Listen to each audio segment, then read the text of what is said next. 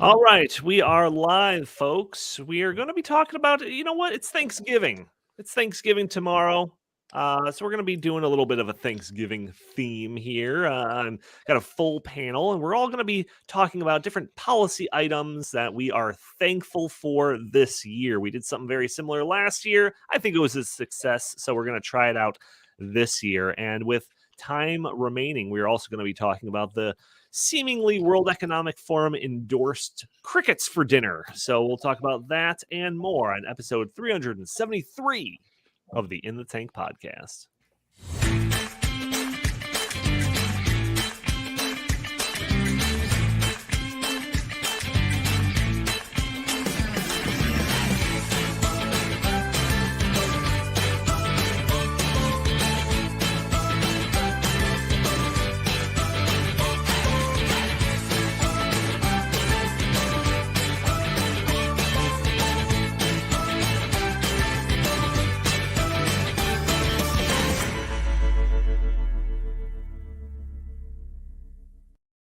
Welcome to the In the Tank podcast. As always, I'm your host, Donald Kendal. And joining me today, I've got a full boat. I've got Jim Lakely, VP of the Heartland Institute. How are you doing today, good sir? I'm doing just great. We have no producer today. Andy's off because of Thanksgiving, but I'm doing fantastic. I am going to be cooking the turkey. Later this afternoon, I'll be making the brine. And then the turkey will be delicious tomorrow. Thanksgiving is my favorite holiday. I just love the smells and the tastes of Thanksgiving. So happy Thanksgiving, everybody. Excellent, excellent. Also joining us, we have got Justin Haskins. I don't know what your title is anymore. So what's going on, Justin? Just not too much. I'm gearing up for Indigenous Peoples Day. I'm really excited. Was on Columbus Day, wasn't that a Columbus Day thing? Well, every day for me is Indigenous Peoples Day because I'm not a racist like you.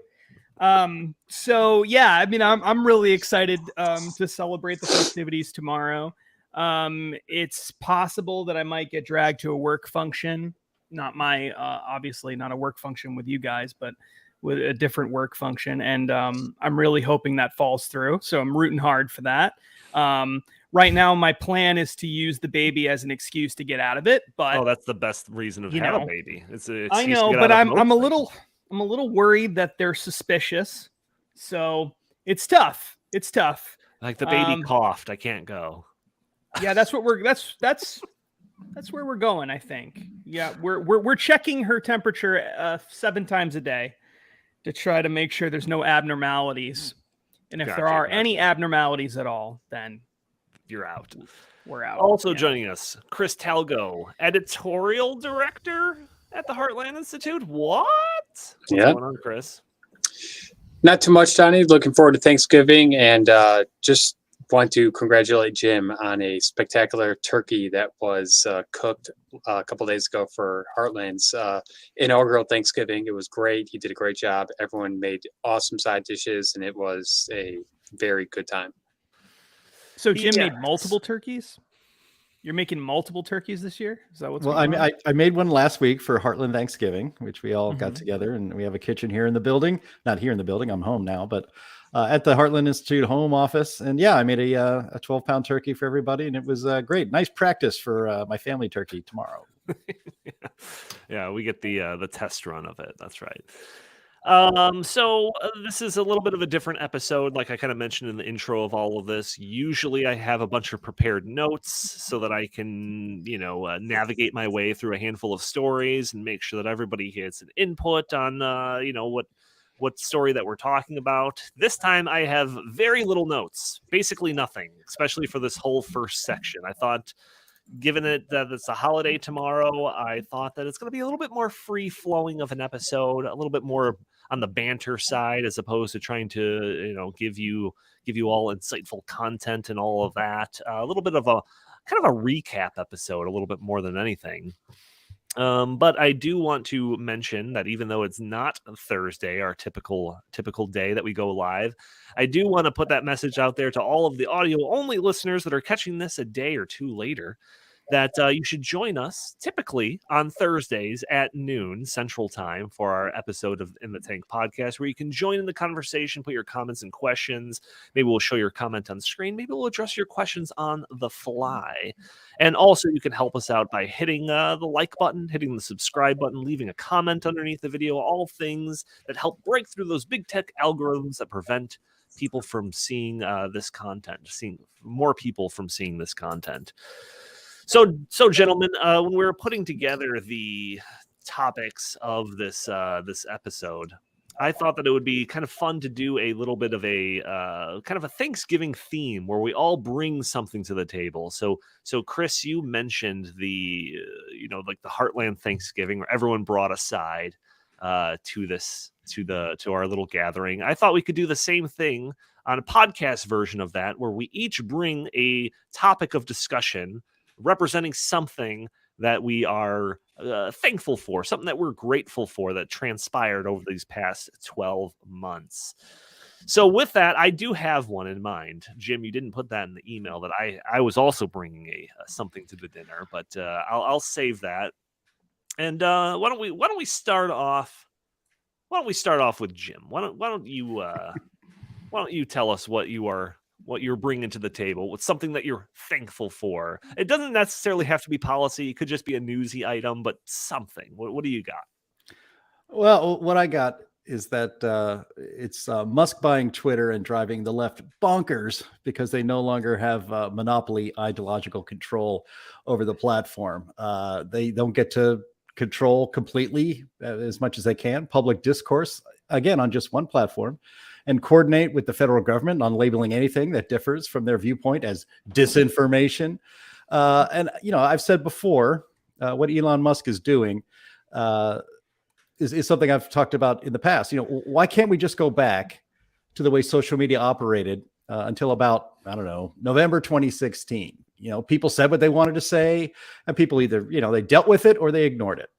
But we couldn't do that after the 2016 election because our betters in the corrupt legacy media and then these other leftist activist group fact checkers, so-called, they never forgave themselves for allowing Trump to become president. And if they convinced themselves that if they just had more control over political speech in America, that Trump's election would have been prevented. Hillary would be actually entering her second term by now. So they started doing this. They started canceling speech that disagrees with the latest liberal thing. And Elon Musk put an end to that, at least on Twitter. He appears to be returning us to the pre-2016 election norm, which is how social media is supposed to be. So, I'm very happy about that because, just watching the left's, the media kind of lose their minds because you and me and the listeners to this podcast and regular people are allowed to speak. And it was kind of funny. CBS News the other day, last weekend, made an announcement on Friday afternoon. I got the quote here, that quote, "In light of the uncertainty around Twitter and out of an abundance of caution, CBS News is pausing its activity on the social media site as it continues to monitor the platform." I mean, that's hilarious. Come on, but what uncertainty were they talking about? Right. That people are allowed to speak more freely, that, so they're going to monitor the platform because people are speaking more freely. And then making it even funnier is that, and I even said this for this when I saw that CBS announced that they're going to suspend their Twitter activity out of an abundance of caution, I turned to a friend of mine and I said, they'll be back very soon. It won't last the weekend. And I was right. 40 hours after they made that big announcement, they came back and said on Sunday morning, they announced, quote, "After pausing for much of the weekend to assess the security concerns, CBS News and stations is resuming its activity on Twitter as we continue to monitor the situation." Now, it is Elon Musk that we can thank for that public display of asshattery that we got from CBS News. CBS News, the network of Walter Cronkite, the Tiffany Network, the elite of our news, lose their minds and completely beclown themselves on Twitter. For exposing, they're such drama queens. It is so ridiculous. Thank you, Elon Musk. Thank you very much. I will have an extra scoop of mashed potatoes in your honor. Is beclown yourself? Is that a new term? Did you just coin that, or is that Oh, a real word? That's a real word. I did not. I did not. I did not. That should be the year. That should be the term of the year. I think, Justin. I think you might rival Jim in terms of people that are active on Twitter. What is your reaction to all of the stuff that's been going on with that platform? Yeah, I gave up on Twitter a long time ago in some ways. I kind of thought of all the platforms, it was most likely to go super hard woke and eliminate basically all dissent of any kind from the typical left-wing narrative. That really seemed like the direction that Twitter was headed in. I mean, it really did. And the fact that Elon Musk managed to pull this off is pretty astounding. The guy had to spend 40-something billion dollars or whatever in order to make it happen, which is even more astounding. But the idea that you would have someone stand up for freedom in the way that he has really is remarkable, because it's not just about what happens on Twitter. It's about having another place to go if all the others decide to run headlong into full-blown authoritarianism. And that's the thing that people don't appreciate, is that historically speaking, these big tech companies all operate in concert. They all do the exact same things at the exact same times. And so when one of them starts banning people, they all ban people. That's why when one banned Donald Trump, they all banned Donald Trump, right? Like right. That's how it works. But now by having this option, it becomes much harder for the others to go too far in that direction, or else they really will lose customers. Whereas right now, or the way the system has gone prior to Elon Musk, is it didn't really matter, because you just had to swallow the pill, right? Because you didn't have any other options. And yeah, then you had Parler pop up and they destroyed that, so there was no option there. And then you had a couple of others that, Getter and Truth Social and stuff, and that's kind of like a Twitter, but it wasn't drawing enough people from the wider population that the big shots really cared if a small number of people jumped over there. So by having a massive platform stick to this free speech thing, it really does force the others to, at least to some degree, adhere to that. I wish that we had this for the big television networks, right? I wish you had someone like Elon Musk buy CBS News, because that would have the same effect. ABC and NBC would have to at least try to play it a little bit more to the center if there was one of the three that was going in that direction. But because in almost every aspect of life, all of these institutions all walk in the same direction. This is the first time we've seen a major institution move further toward freedom in the last, 20 years. Then I can't think of another example of that happening. So really, it's not even really about Twitter. It's about what impact that might have in the long run over all these other institutions. And for that reason, I do think it's a huge moment and for free speech on the internet, certainly, for social media, certainly, but also just for the wider political discourse in America. It really is that important. So the best part about it, the best part of the story is highlighted by TM in the chat here. I got the comment on the screen. The B is back. Babylon B being back is the best part. Trump being back, great. Project Veritas being back, fantastic. Libs of TikTok, great. But the B being back is the best part about Twitter. I saw one of their first stories back was because everyone's like, with Musk taking over, I'm leaving the platform, I'm out of here, all of that. So the B had a headline that was like, the Taliban promises to leave Twitter after, allowing Trump back on the platform or something like that. That was fantastic. But Chris, you watch the corporate media so that I don't have to. Has there been any ripples across those different networks, the CNNs, the MSNBCs, when it comes to this? Are they talking about how this is, the rise of the alt-right because Musk is doing this stuff on Twitter? What's the narrative being spun by them? No, they're very, very glad that Elon Musk is reintroducing free speech, Donnie. What are you talking about? Just kidding. Sure. Just kidding.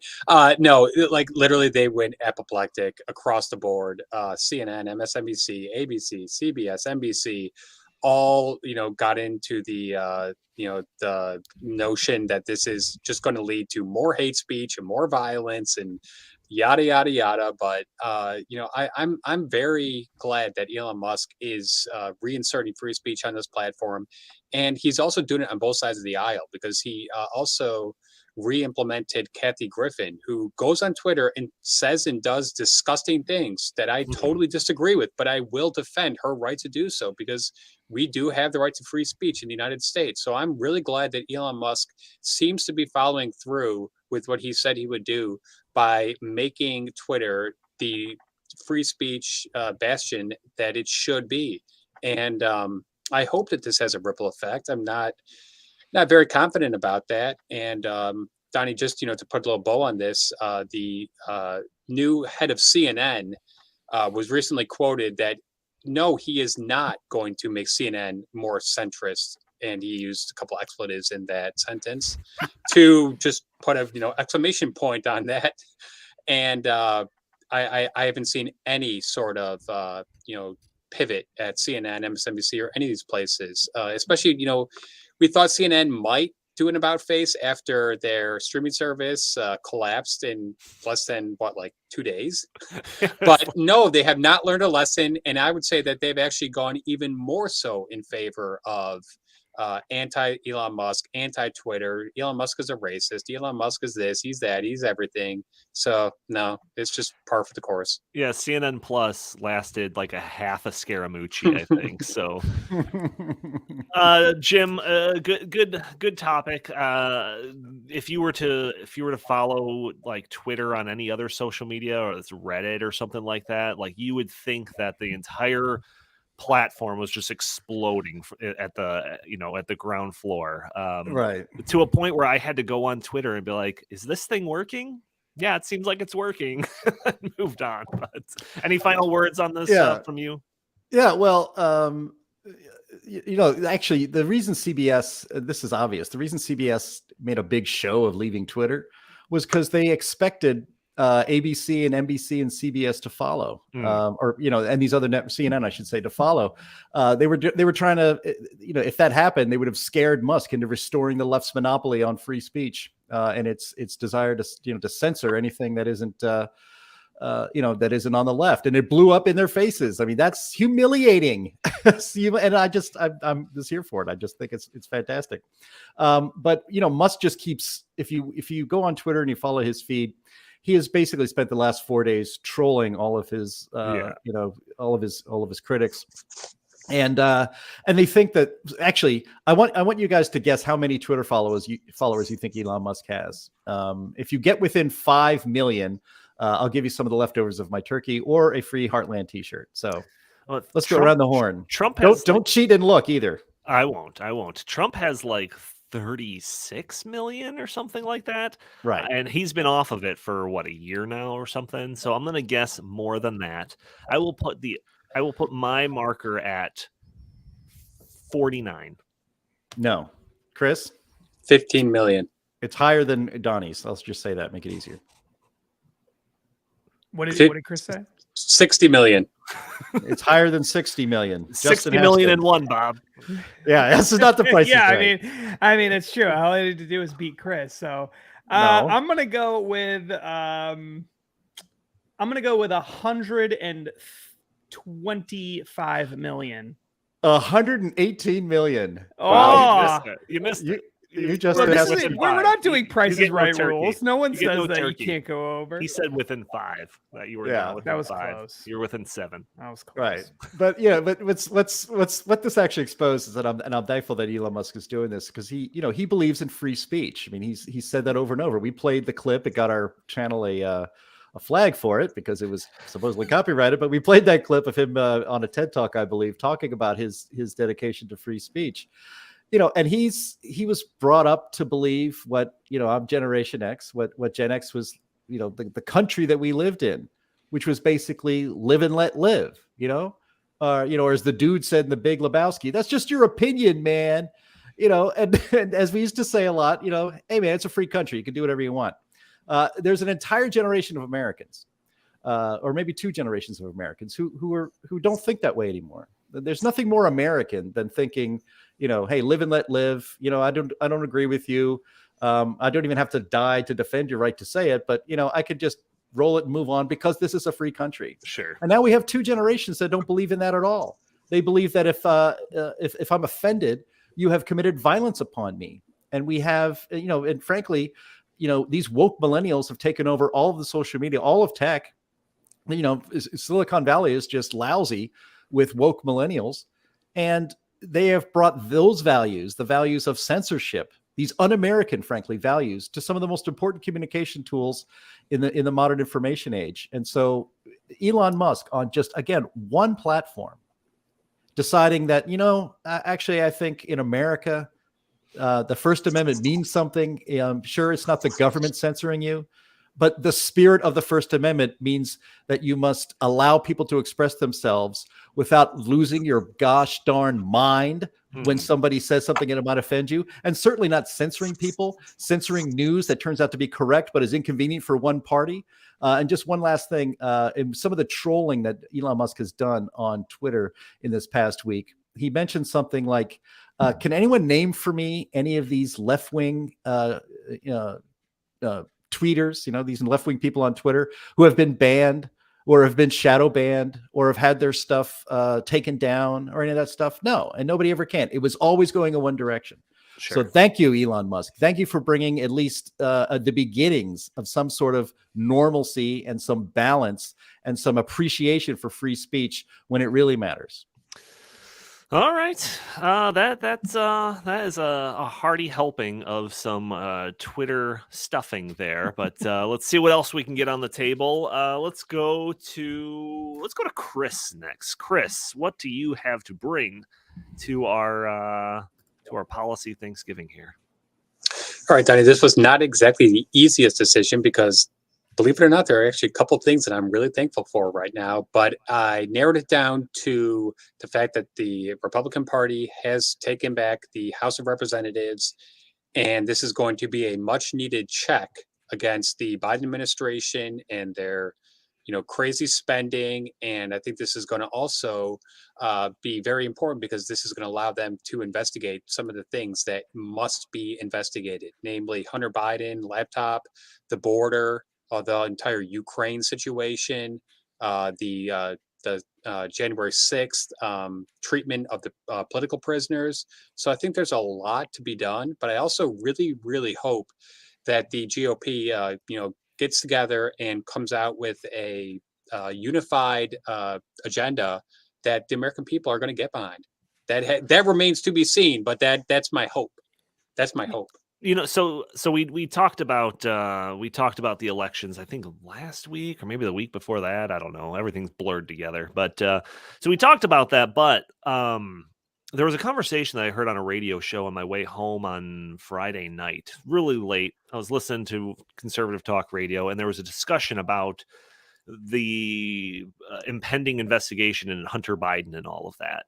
And the 2 hosts of the show were talking about, whether or not that was an appropriate thing to spend, Republican time and effort on investigating, and whether or not they should investigate something else on over the Hunter Biden thing, whether or not they should pursue, different things as it relates to Fauci or COVID or, like you said, border stuff or anything like that. So unless anyone has kind of a general take on the Republicans taking over the House that you didn't express last week, I'm kind of curious about what you think about what we should spend that time investigating. So on that question, I'll go back to you, Chris, before I ask the other 2. What do you think about that? Yeah, that's a really important question. This has been brought up many times to people like Jim Jordan and James Comer, who are going to be chairing the committees that are going to be responsible for this. And I think that they've made a really good point where they can do multiple things. They can actually chew gum and walk at the same time. So they can actually investigate a bunch of different things that need to be investigated, and they can use their positions on the the committees to do that, while at the same time also making sure that the business that needs to be done is done. So it's I reject the premise that it's one or the other. It's not, because they can do multiple things at once, and I'm confident that they are going to be able to do that. I just hope that the media doesn't portray them as being obstructionists and being, these crazy radicals who are just trying to, pick a bone with President Biden, because this is far more than that. This is actually, uncovering the massive corruption that is, part and parcel to the, to the Biden syndicate. And President Biden, has a lot of questions that he needs to be answered. I want to know, are you the big guy? I want to know, did you get 10%? I want to know all these things, and I want to know them now. Justin, what are your thoughts on any of what Chris had to say there?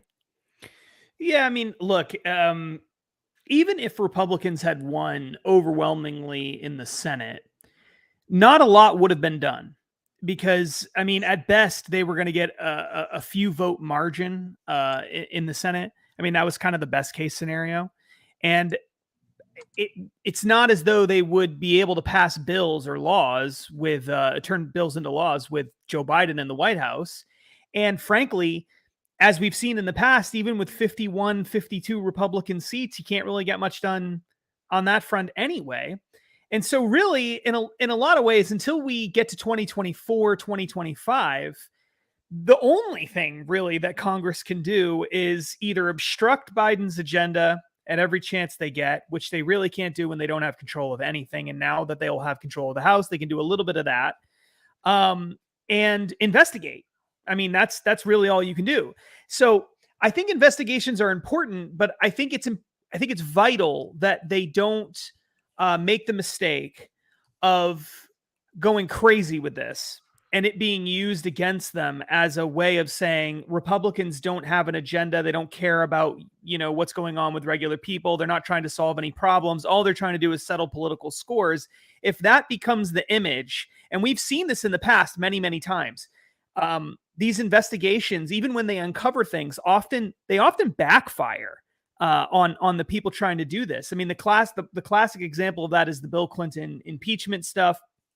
I mean, Bill Clinton lied, and, he was clearly engaged in all sorts of really bad behavior, not just the sexual relations stuff, but other things as well. And he ended up winning. He ended up becoming, winning a second term. It didn't matter that there were all of these concerns and everything. Democrats still did very well overall. It's not as though that derailed the Bill Clinton agenda, really. It really didn't. And, the same thing could be true of, I think, in a lot of ways, Donald Trump. I think these investigations hurt Donald Trump to some degree, but I don't think that I actually think he became more popular after the investigations were kind of wrapping up. So I don't really know how much they hurt him. I think COVID is really what hurt Donald Trump and the reason why he wasn't successful. So I do want to see, and I do want to see at least one investigation, and Chris alluded to it before, and I do think it is important. Joe Biden is clearly, or at least this is what the evidence seems to show. It seems to show that he is clearly connected to some very nefarious business deals, international business deals going on in Ukraine and elsewhere, perhaps with China, involving his son. And that's what the Hunter Biden laptop revealed, or seems to reveal. That's what a lot of those emails show. And I think you have to investigate that, because if you can find a real link, and you can bring these people in front of Congress, and you can have investigations about that. I mean, I think that would do a significant amount of damage to the Biden administration, which is really important because they are a train wreck that's destroying America, and anything we can do to derail that is good. But also because we shouldn't have a criminal president of the United States. So, it's worth investigating that. But I don't think that they should go nuts with it either. Sure. And what I don't want to see is them focusing too much on his family, just in and of itself, apart from Biden's connection to it. I don't want to see them focusing too much on January 6th stuff. I don't want to see them focusing too much on election fraud. I want them to try as hard as they can to focus on policies that are designed clearly or at least marketed clearly as being a way to help people. And I think that anything they can do to make that message the focus is going to be really good for conservatives going forward. If they get bogged down in all this other crap, then I do worry that it's going to be used against them and people are going to brush it all off. And, so, but I, with all that said, I do think the investigation of Joe Biden and any kind of business activity that he had related to Hunter and these business deals that happened with China, Ukraine, potentially other places, I think that is a really important story that they need to dig into. But all the rest of it, I would probably just leave it alone. And I don't unfortunately think they will, but I hope that they do. Jim, you've been around a little bit longer than some of us here. So how do you see with those extra years under your belt, kind of this decades playing out? I think extra decades is years also works, but yeah, my brain doesn't work as fast. I have to process that a little bit here, and I can hardly hear you because of my elderly ears as well. Look, I've been around a while. Hearings are largely meaningless. Does a part of me kind of want revenge on the Democrats and the media for the way they treated Donald Trump? I would like to see investigations into the beginning of the investigations of Donald Trump. I want a hearing to discuss the meetings that were held in the White House to sic the FBI on the incoming president of the United States and spy on him illegally and other people around him, to frame him for things he did not do in order to impeach him for nothing.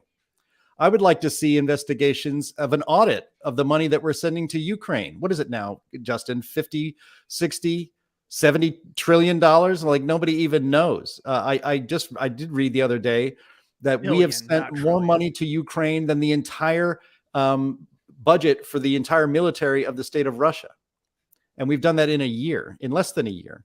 I want to see, I would like an investigation that talks about auditing where that money goes. I would like to see an investigation. Actually, I'd like to see what happens to the January 6th committee.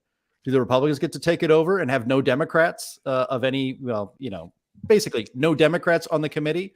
Do they get to just hold hearings and maybe find out who Ray Epps is and why he was trying to rile people up to storm the Capitol the night before? And why, Trump fans were yelling, Fed, Fed, Fed. A story, I think, just broke this week that talked about how many FBI informants were involved in the people that were around the Capitol on January 6th. Who were those FBI agents? Who were these assets? What did they do? How much planning did they do of the things that happened on January 6th? These are things the January 6th farce committee had no interest in answering. So maybe the Republicans get to have their own January 6th committee that is completely one-sided. And maybe we'll actually, at the end of it, get some kind of balanced information. I'd like to see the Republicans, Fauci in the White House yesterday said, preparing for, the eventual subpoenas that will come from the Republican House of Representatives, says, I have nothing to hide. Oh, great. I think he can say that with confidence because the media and the establishment, the system, the deep state have protected him his entire career. So he can just sit there and lie with impunity and nothing will happen to him.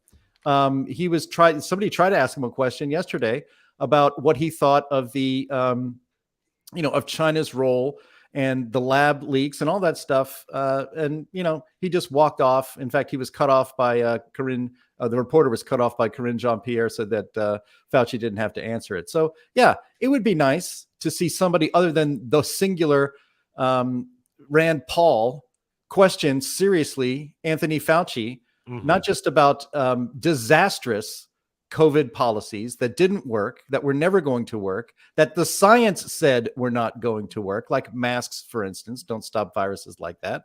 Everybody knew that. I'd like to see an accounting for all of that.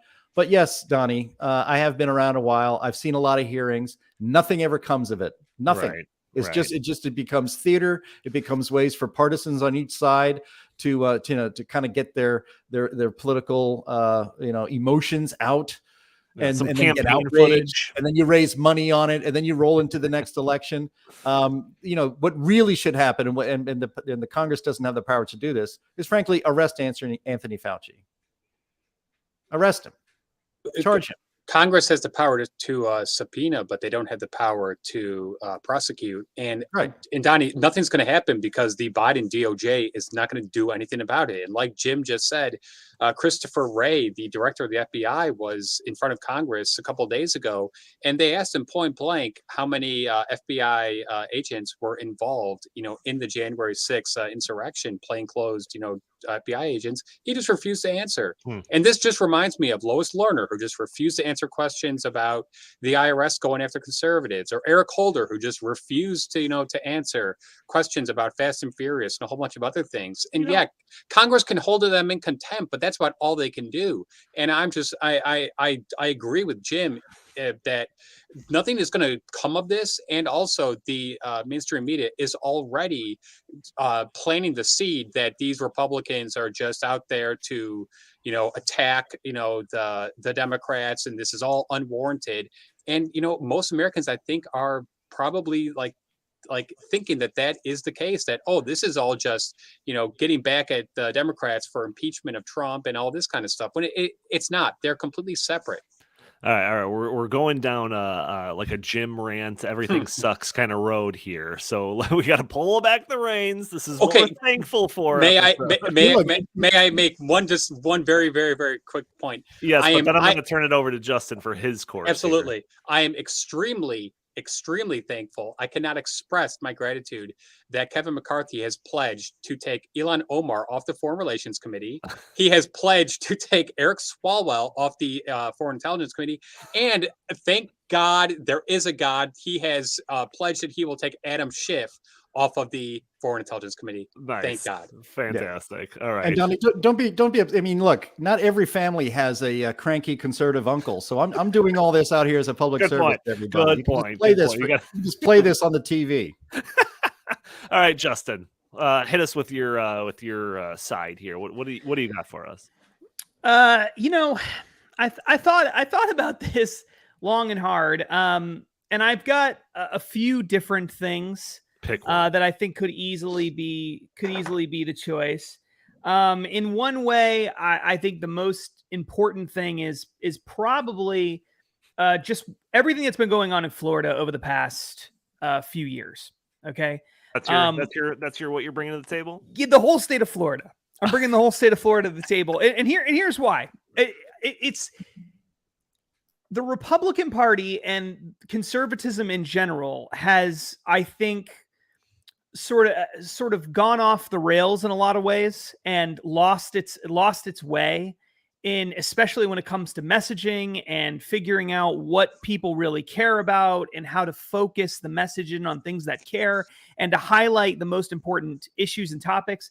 But in Florida, that has not been the case. I think that Governor Ron DeSantis in Florida, I think that Senator Marco Rubio there, I think a bunch of other politicians in Florida have done a better job than politicians pretty much anywhere in the country, certainly in any of the major states or even in Washington, D.C., to make the emphasis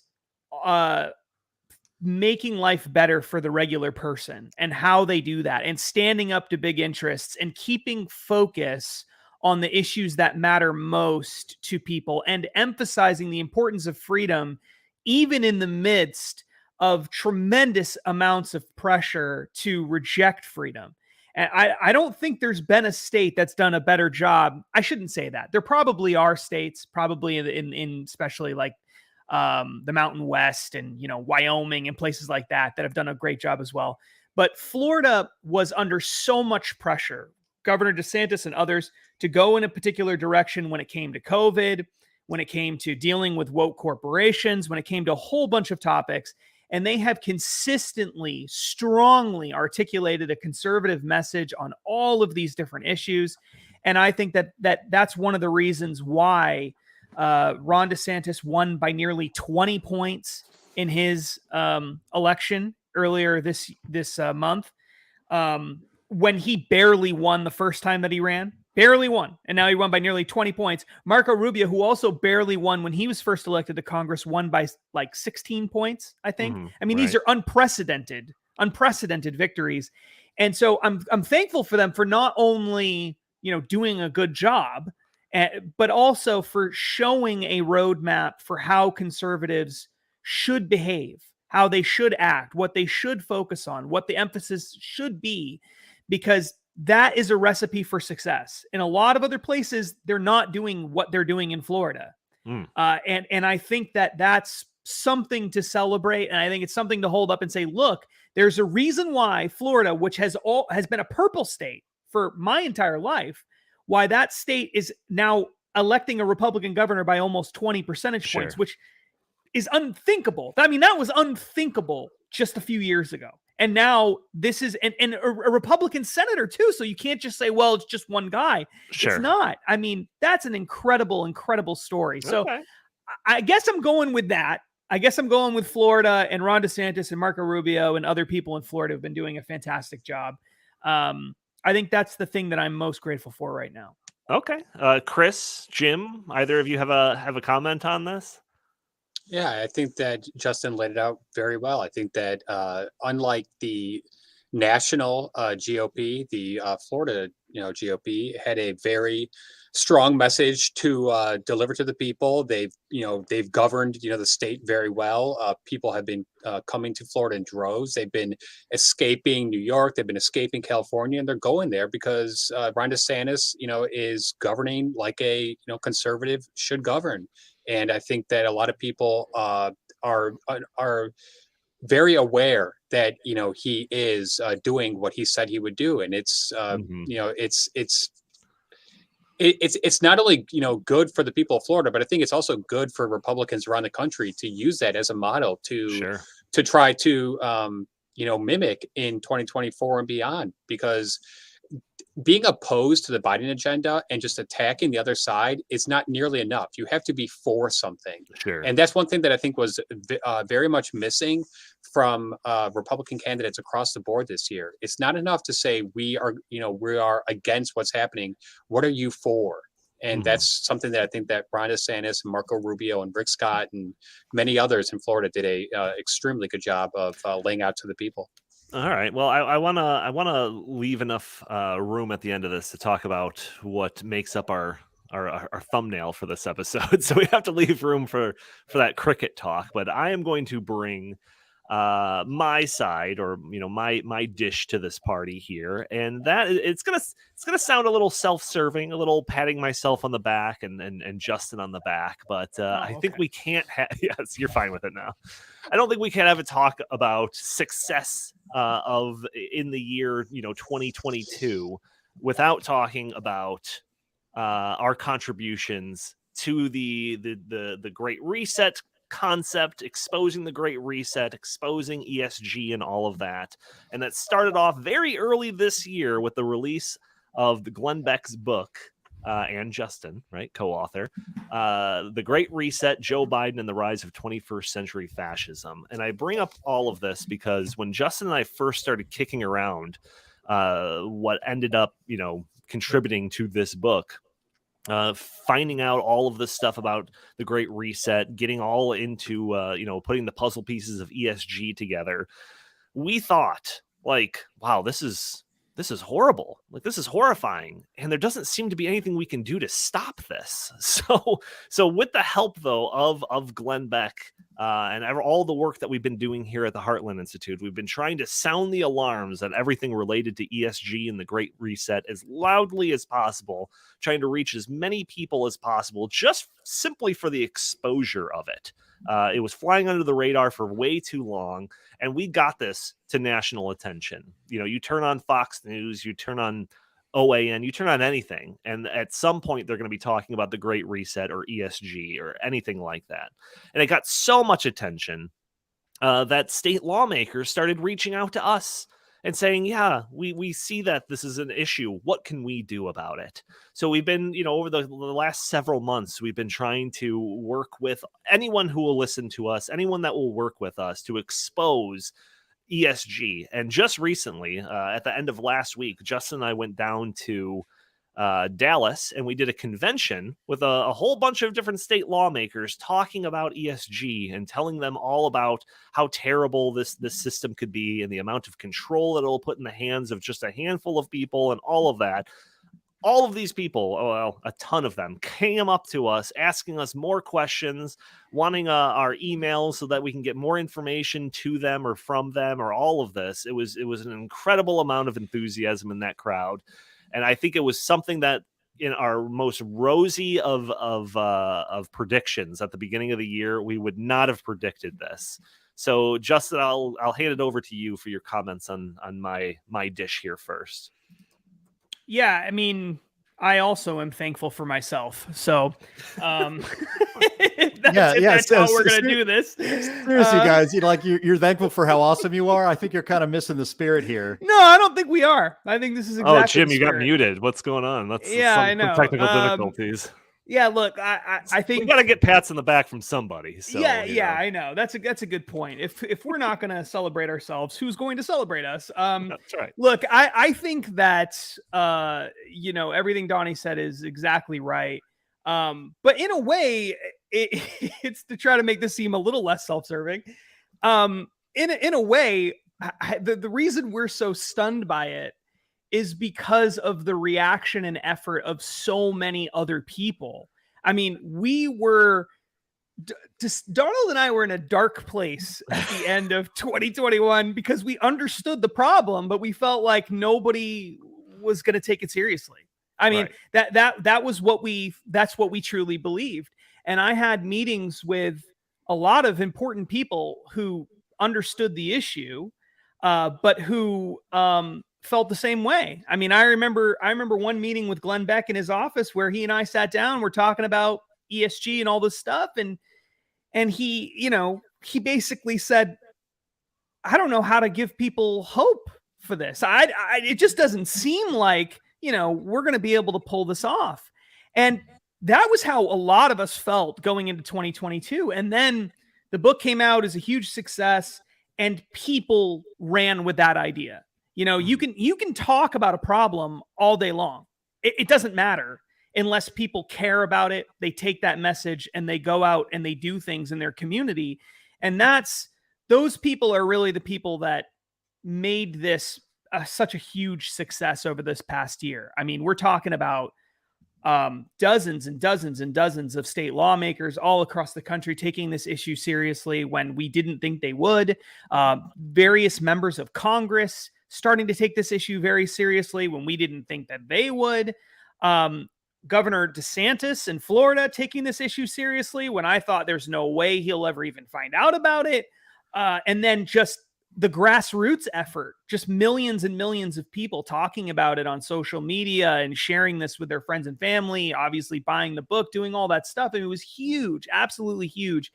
And so, I mean, I'm thankful that people are, it's easy to be pessimistic about things, and we should be pessimistic, honestly, in a lot of ways. There's a lot of really bad things happening in the world, and America is headed in a very bad direction because of the way we've been educating young people for a long time. But what this showed was that there are lots of people who are not giving up. They're not willing to give up, and they are willing to keep fighting, and they are willing to keep pushing back regardless of the cost and take on the world's largest institutions, because that's what the Great Reset and ESG and all of that is. We're not talking about just a political battle. We're talking about all of the major corporations, all of the major banks, all of the major, or almost all of the major insurance companies. We're talking about all of the most powerful people in the world, essentially. The vast majority of them are all in bed with this one idea. And regular people were the ones who pushed back against that. I mean, that is a remarkable thing. It really is. And so I am truly so grateful that people, despite everything that's happened, despite being beaten down by COVID and going through all these terrible things and having even disappointing elections and all of that stuff, are still willing to fight and say, you know what? I don't care how bad things get. I'm not going to give up on my country no matter what happens. And that's really what this whole thing symbolizes for me, is that. And so I'm very grateful for all those people out there who have taken the time and effort to make this a core issue.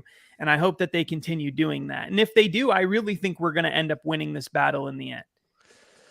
Chris or Jim, comments? Well, yeah, just real quick. I follow the mainstream media really closely, and I can say that after your guys' book came out, it unleashed a tidal wave of other people who came out and started to speak against the Great Reset. So I think you guys really were the pioneers, in this entire field. And were it not for that book, being a New York Times #1 bestseller, and Glenn and Justin and Donnie and everything that you guys have done in the months since, that we would not be in the strong position we are to finally oppose the Great Reset, because we've got a lot of large institutions, very powerful institutions working against us. But as you guys showed, just like Thomas Paine when he released Common Sense, all it takes is one person or a couple people educating the population to what's really going on, and that can light a spark that can actually turn into a brush fire. Jim, final comments? No, congratulations to you guys. I think all that is correct. And the world is a lot more awake to what the Great Reset is. It's still called a conspiracy theory, but decreasingly so, I think. And as we've talked about it on this pod and Stopping Socialism TV for almost going on 2 years now. Maybe it's even more than that. And it's been mainstreamed. And that's in large part because of the effort of you guys, the Heartland Institute and Glenn Beck. So I'm thankful for all of that. All right, folks. And so that's what we're bringing to the policy Thanksgiving here on the In the Tank podcast. I'm curious if there's any other topics that you guys are all grateful for, that you're thankful for, that happened in this year. Put it in the comments. I'm very curious to see, some of the things that we missed. Obviously, we haven't been able to cover everything on this podcast, but if you were to ask Klaus Schwab from the World Economic Forum to bring a dish to our Thanksgiving dinner, it probably wouldn't be turkey. It probably wouldn't be stuffing. It probably wouldn't be a green bean casserole. No. It'll probably be a nice heaping pile of crickets.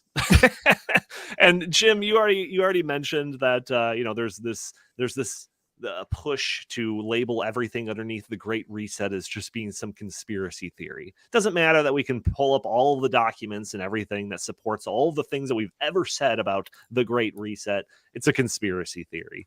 And similarly, there's this case to try to discredit anyone talking about this concept that anyone in these upper echelon, these Davos types, want us to eat crickets. Oh, that's just so crazy. It's got to be a conspiracy theory. So, and even I was a little bit, sympathetic to that idea that this is kind of baseless, because it just seems so crazy. Like, I understand if you think that this is crazy, because it sounds crazy. But if you just go to the World Economic Forum website and you just look up crickets, or if you look up insects, if you look up bugs or anything, you will find not one, not two, not three, but like several articles. I've got 6 here. I'm going to pull this up here. If you're watching the video version, you'll see all of the articles that I'm talking about. But you'll see across the top here of the window that I'm sharing a whole bunch of tabs, all coming from the World Economic Forum's official website. This first article is from 2018, labeled under food security. The headline is, "Could insect farms meet our food demands of the future?" Here's another article. This one's under agriculture, food, and beverage, titled "Good Grub: Why We Might Be Eating Insects Soon." Another article, this one under sustainable development, burgers, bugs, and the shift to a new way of eating. Another one under food security, why we need to give insects the role they deserve in our food system. My personal favorite, this one's under climate change, 5 reasons why eating insects could reduce climate change. Here's another one under food security, worms for dinner. Europe backs insect-based food in a bid to promote alternative protein. So if you go through here, the common thread through all of this is that humanity, society, can get protein through insects with much less resource intensive, growing, what it would take to grow pigs or chickens or cows or anything like that. It takes way less resources to grow that amount of protein with insects. That's the common thread that you see through all of these articles. That is way more sustainable of a practice to get our protein for humanity, society, through insects, as opposed to your standard, Ronald McDonald farm animals. So it's not a conspiracy at all. It's all on their website. It's all right there. So I'm not reading between lines here. I'm literally looking at their articles. So I don't know who can suggest that this is some type of conspiracy. But before I get into any details of this, I'm going to throw it to you, Jim. What is your thoughts when you just look at the litany of articles I have presented here for you? It's the power of propaganda. I mean, the propaganda works when it's relentless. And if there's one thing the WEF is, and these, the globalists are, it is relentless, because they have unlimited money. They have quite a lot of power. And they start off just trying to introduce the idea. Maybe you guys will get into this, but eventually becomes compulsion, because they will outlaw the beef industry, and they'll do other regulations that make it impossible for anybody to have a poultry farm and to feed the world. And they're not actually interested in humanity. They're interested in controlling whatever humans they will allow to live on Earth. That is what they're actually, that's where their entire purpose of the World Economic Forum is. It is not prosperity. It is certainly not freedom. It is control. And this is all part of it. If you can make normal people eat bugs, for crying out loud, for protein, you can do anything. I mean, if this is the point where I'm eating bugs because I am that broken as a human being, that I am eating bugs, that I'm eating insects. Look, I'm a human being. I'm a man. I like to eat beef and chicken and fish and turkey and pork and all of that, because that is what we as a species have been raised to hunt and eat our entire life. You only eat insects as a human being if you're completely desperate. Right. I'm not a bird. I am not a larger insect, so I am not going to be eating other insects. Go to hell. So real quick. So Justin, I mean, like I said at the other segment that we were talking about, we started getting into the Great Reset at the ground level, and admittedly there was a lot of trying to parse out what is like the BS here and what is like the real stuff. Like, we had to sift through some of the conspiracy theory stuff to make sure that we were only covering what is backed up by the actual documents and all of that. And this was one of the things that I was totally willing to cast aside as just like, not conspiracy. They don't want to eat bugs or whatever. But then, like, when you see these articles, this is from CBC News talking about how a massive cricket processing facility comes online in London, Ontario. This is from July of this year. It's the largest facility of its kind opening up in North America. So it's not only is it just, these academic type articles on some academic organization's website, like, no, we're actually seeing this come to fruition. So what's your thoughts on this topic? I mean, I think what's interesting to me, and what has interested me for a long time about not just the World Economic Forum in general, but just sort of the left in general, when it comes to environmentalism, especially, because this is all being sold as a necessary thing. You got to eat bugs because, cows produce methane and it's bad for the planet and water use and all this stuff, right? It's always some sort of environmental causes behind these things. What I find really interesting about this is, like, these things are actually the most logical approach to the things that they're telling us. So, for example, if you really believe the world's about to end because of methane emissions, then yeah, you should be eating bugs. That makes sense. What doesn't make sense is that everyone on the left isn't calling for us to eat bugs right now. Shouldn't we be eating bugs already, right? And the same thing is true with, like, air travel and all these other things, the size of our homes, everything. And so what I find really strange, it requires like a deep psychological, sociological analysis of the left, is at times they completely ignore like basic contradictions to their ideas. And then at other times, they go in the absolute most extreme direction that they possibly can, headlong. So like on the one hand, they're not out there saying, you know what, stop flying planes. You might have some crazy saying that, but you don't have like the World Economic Forum saying that, right? But they are saying eat crickets. And so it's like, I don't understand, like getting in the minds of people who say, we can't say not to fly planes because no one's going to believe that. But you know what they might do? Eat crickets. Let's go with that. That's the more sellable thing. Like, that's not sellable at all. So it's just this bizarre world that they live in where in order to do the things they say are necessary for us to survive as a planet, we have to do things like eat bugs. But then on the other hand, they're not willing to move out of their gigantic mansions on the beach and stop flying planes. And, they're not willing to do those things. So it's just this really bizarre, contradictory world that they live in. And it's not like other leftist policies where you say, okay, like minimum wage laws. Well, minimum wage laws are bad, but they think they're good. See, so I understand that they're just wrong on minimum wage laws, right? They don't work very well. They kill the economy, but they think they're good for people. And I can see why they would think that. But when it comes to a lot of environmental stuff, it's not just that they're wrong. It's that it's like crazy stuff mixed with completely ignoring and being contradictory with all these other positions that they take. Sure. It's like I said, I'm almost fascinated by this more than I am angry or anything else. It's just like, I can't believe that there's anybody out there suggesting this while flying in private jets and owning gigantic mansions. If we are at a point where we have to be eating crickets in order to save humanity, then I think we should get rid of the planes and stuff like that first. If that's true, if that really is true, that's what we should be doing that first. I think I would rather not fly anywhere than be forced to eat bugs the rest of my life. And I think most people agree with me. And yet somehow we've skipped straight to the bug eating. And I don't know how this happened. Chris, I we're already north of an hour here, but I want you to be able to chime in on this topic.